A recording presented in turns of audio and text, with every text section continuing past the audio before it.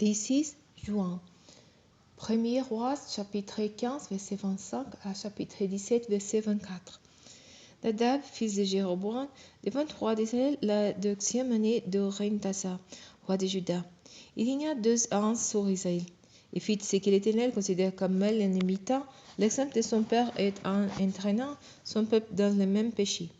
Alors Baïsa, fils d'Aya, de la tribu d'Issachar, conspira contre lui et l'assassina devant Gibeaton, en ville des Philistins, au moment où Nadab et l'armée d'Israël l'assiégeaient.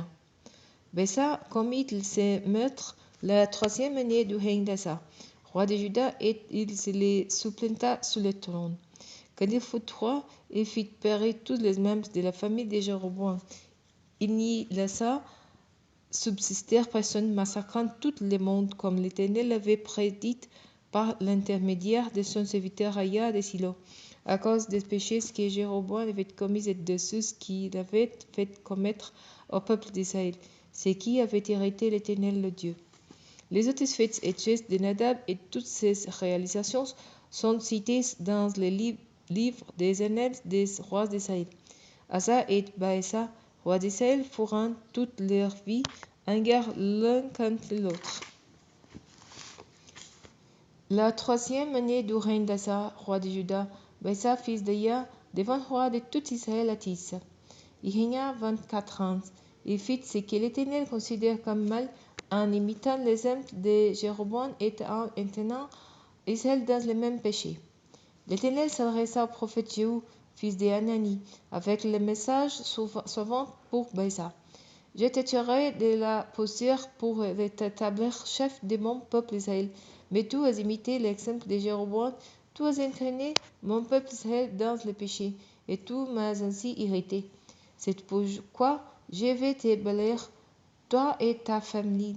Je vous traiterai comme la famille de Jéroboam, fils de Nébat. Ceux de la maison de Baïsa qui mourront dans la ville seront dévorés par les chiens, et ceux qui mourront dans la campagne seront déchiquetés par les rapaces.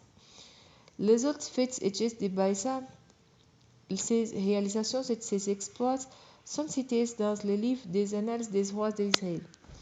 Quand il rejoignit ses ancêtres décédés, il fut enterré à Tissa et son fils Éla le succéda sur le trône. Les paroles de l'Éternel lui avaient été adressées à lui et à sa maison par l'intermédiaire du prophète Jéhu, fils d'Anani, pour 12 raisons. D'une part à cause de tout ce qu'il avait fait de mal aux yeux de l'Éternel, l'irritant ainsi par ses actions, exactement comme la famille de Jéroboam, et d'autre part parce qu'il avait exterminé les membres de cette famille. La 26e année du règne d'Asa, roi de Juda, Éla, fils de Baïsa, devint roi d'Israël à Tissa. Il régna 12 ans. Son officier Zimri, qui commandait la moitié des chars de guerre, compléta contre lui.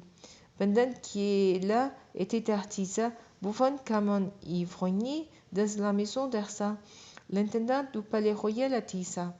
Zimri souvent et les frappa mortes. Cela se passa la 27e année du règne d'Asa, roi de Juda. Zéhi le succéda sur le trône. À peine était-il devenu roi qu'il fit périr toute la famille de Baïsa, sans épargner un seul homme, enfant de l'adulte, dans sa parenté ou parmi ses partisans. Zéhi détruisit ainsi toute la maison de Baïsa, comme l'Éternel l'avait annoncé contre lui par l'intermédiaire du prophète Jéhu. Tout cela arriva à cause de tous les péchés que Baïsa et son fils Éla avaient commis, ainsi que ceux dans lesquels ils avaient entraîné Israël, irritant ainsi l'Éternel, le Dieu d'Israël, par leurs vaines idoles. Les autres faits et gestes d'Éla et toutes ses réalisations sont cités dans le livre des annales des rois d'Israël. La 27e année du règne d'Asa sur Juda, Zimri devint roi pour 7 jours à Tissa. L'armée d'Israël était alors en train d'assiéger la ville philistine de Gibeton. Quand les soldats apprirent que Zimri avait comploté contre les rois et l'avait assassiné, ils proclamèrent aussitôt leur général Henri, roi d'Israël, dans le camp. Alors les Lucie et toute son armée quittèrent Gibeton en partirent à séjour Tissa. Lorsqu'Henri vit que la ville était sous le point d'être prise, il se retira dans les donjons du palais royal. Vite le feu au palais et périt dans l'incendie. Il mourut à cause des péchés dont il s'était rendu coupable en faisant ce que l'Éternel considère comme mal, en imitant l'exemple de Jéroboam et en entraînant le peuple d'Israël dans le même péché que lui. Les autres faits et gestes des Henri, ainsi que les détails du complot qu'il avait organisé, sont cités dans les livres des Annales des rois d'Israël. Alors les tribus du nord se partageront en 12 parties. Un moitié du peuple se radia à Tibni, fils de Ginath, pour le faire régner. L'autre moitié se déclara pour Henri. Les partisans de ces dernières l'emporteront sur Sos de Tibni, fils de Ginath. Tibni mourut en Henri de 23. La 31e année du règne d'Asa, roi de Juda, Henri devint roi sur Israël. Il régna 12 ans. Il régna d'abord 6 ans à Tisa, puis il acheta à ses mères la colline de Samarie pour 6000 pièces d'argent. Il la fortifia et y construisit une ville qu'il appela Samarie d'après le nom de ses mères, l'ancien propriétaire de la colline. Henri fit ce que l'Éternel considère comme mal. Il agit encore plus mal que tous ses prédécesseurs. Il imita en tout l'exemple de Jéroboam, fils de Nébat. Il entraîna le peuple d'Israël dans le péché, en sorte qu'ils irritèrent l'Éternel le Dieu par leur idolâtrie. Les autres faits et gestes d'Henri, ainsi que la violence dont il fit preuve, tout cela est cité dans le livre des Annales des rois d'Israël. Lorsqu'il rejoignit ses ancêtres décédés, il fut enseveli à Samarie et son fils Akab le succéda sous le trône. La 38e année du règne d'Asa, roi de Juda, Akab, fils d'Henri, devint roi d'Israël. Il régna sur Israël à Samarie pendant 22 ans. Akab, fils d'Henri, fit ce que l'Éternel considère comme mal et fut pire que tous ses prédécesseurs. Non content d'imiter les péchés de Jéroboam, fils de Nébat, il épousa encore Jézabel, fils d'Ethbaal, le roi de Sidoniens. Était là jusqu'à rendre un culte à Dieu Baal et à se prosterner devant lui. Il construisit un temple en l'honneur de Baal à Samarie et il dressa un autel. Il égira aussi un poteau sacré à la déesse Asera. Par tous ses actes, il irrita l'Éternel, le Dieu d'Israël, plus que tous les rois d'Israël qui l'avaient précédé. C'est sous son règne qu'un certain Hiel de Bethel rebâtit Jéricho. La pose des fondations coûta la vie à son fils aîné Abiram et lorsqu'on imposa les portes, son cadet Ségoub mourut. Cela arriva conformément à la parole que l'Éternel avait prononcée par l'intermédiaire de Josué, fils de Nun. Un prophète nommé Élie, originaire du village de Tisbé en Galade, vint dire au roi Akab: Aussi vrai que l'Éternel, le Dieu d'Israël, que je cherche, est vivant, il n'y aura ces prochaines années ni rosée ni pluie, sauf si je l'ai demandé. Après cela, l'Éternel dit à Élie: Quitte ces lieux, va vers l'est et cache-toi dans les ravins du torrent des Kérit à l'est du Jourdain.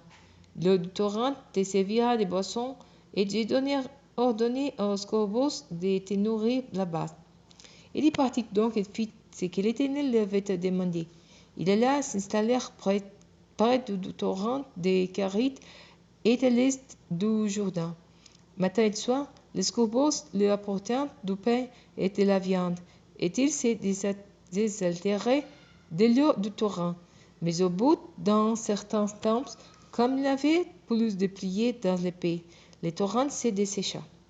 Alors l'Éternel lui adressa la parole en ces termes: Mets-toi en route et va à Sarepta, dans l'épée de Sidon, et installe-toi là-bas. J'ai ordonné à une veuve de la base de pourvoir à ta nourriture. Élie se mit donc en route et se rendit à Sarepta. Lorsqu'il arriva à l'entrée de la ville, il aperçut une veuve qui ramassait du bois. Il l'appela et lui dit: S'il te plaît, va me poser un peu d'eau dans une cruche pour que je puisse boire. Comme elle partait en chercher, il la rappela pour lui demander, « S'il te plaît, apporte-moi aussi un morceau de pain. » Mais il lui répondit, « Aussi vrai que l'Éternel ton Dieu est vivant, je n'ai pas de moindre morceau de pain chez moi. Il me reste tout juste un poignet de farine dans un pot et un peu d'huile dans un jar. » J'étais en train de ramasser 12 bouts de bois. Je vais rentrer et préparer ce qui me reste pour moi et pour mon fils. Quand nous l'aurons mangé, nous n'aurons plus qu'à atteindre la mort. Il y reprit, « Sois sans crainte, rentre, fais ce que tu as dit. Seulement prépare-moi de bord avec ce que tu as un petit miché de pain et apporte-la moi. Ensuite tu en feras pour toi et pour ton fils. Car voici ce qui déclare l'Éternel, le Dieu d'Israël. Les pots de farine ne se videra pas, et le jar d'huile non plus, jusqu'au jour où l'Éternel fera pleuvoir sous l'épée. » La femme partit et fit ce qu'il lui avait demandé. Pendant longtemps, elle eut de quoi manger, elle et sa famille ainsi qu'Élie. Les pots de farine ne se vida pas, et le jar d'huile non plus, conformément à la parole que l'Éternel avait prononcée par l'intermédiaire d'Élie. Quelque temps après, le fils de la veuve qui avait cueilli Élie tomba malade. Le mal devint si grave qu'il cessa de respirer. Alors la mère dit au prophète, « Qu'avions-nous à faire ensemble, toi et moi, homme de Dieu?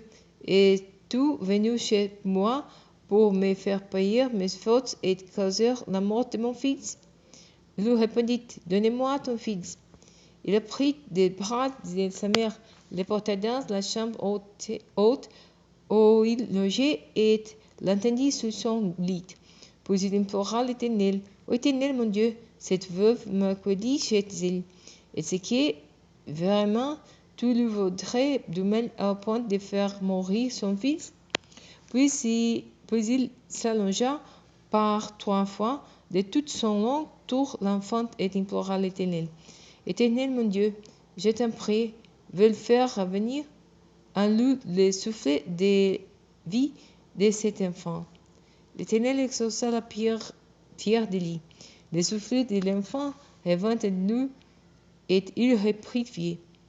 Élie prit l'enfant, le descendit de la chambre haute à l'intérieur de la maison et le rendit à sa mère en disant, « Viens voir, ton fils est vivant. » Alors la femme s'écria, « Maintenant je sais que tu es un homme de Dieu et que la parole de l'Éternel que tu prononces est vraie. »